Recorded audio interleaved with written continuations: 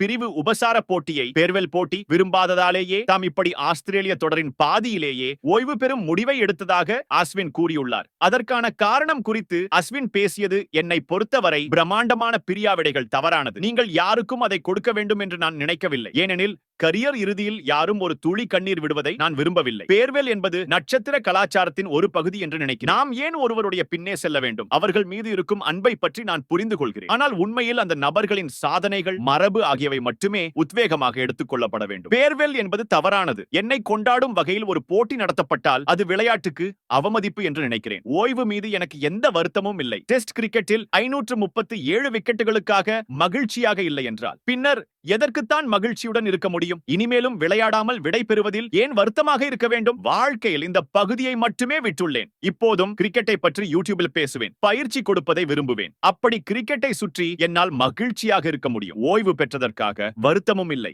யார் மீதும் கோபமும் இல்லை. துளியளவும் அழவில்லை. எனது ஓய்வுக்கு யாரும் பொறுப்பும் கிடையாது என கூறினார்.